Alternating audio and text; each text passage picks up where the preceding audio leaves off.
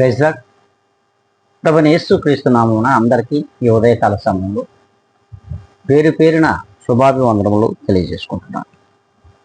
ఈ దినం దేవుడు మనకిస్తున్నటువంటి వాగ్దానము అది మనమే చూద్దాము.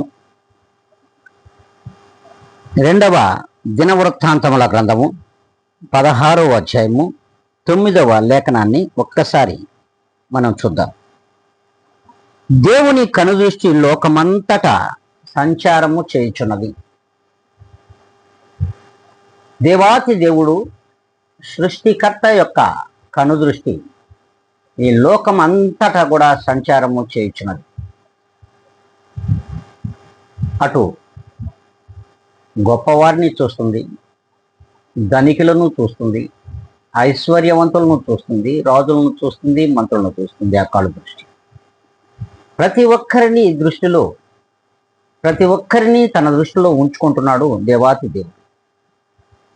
అలాగే ఈ లోకంలో విశ్వాసులను చూస్తున్నాడు, అవిశ్వాసులను కూడా ఆయన దృష్టించుచున్నాడు.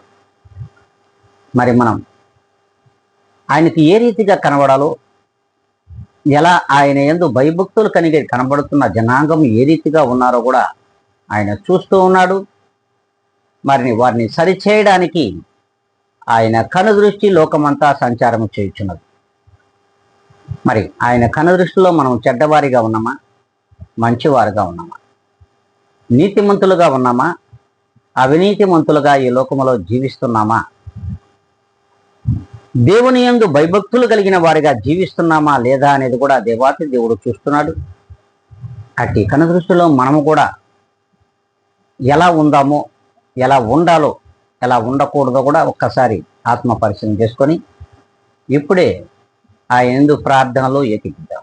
పరిశుద్ధుడా, ప్రేమ స్వరూపి, నీ పాద పద్మములకు కృతజ్ఞతలు, స్తుతి స్తోత్రములు తండ్రి. నీ యొక్క కనుదృష్టి లోకమంతా సంచారము చేయుచున్నది. అందులో మేము నాయన చెడ్డవారిగా, మంచివారిగా, నీతిమంతులుగా, అవినీతిమంతులుగా ఈ లోకంలో అందరూ ఉన్నారు ప్రభా.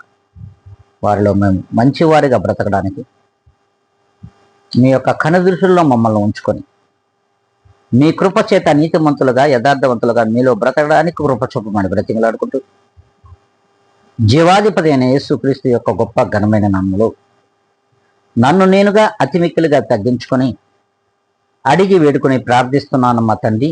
ఆమేన్.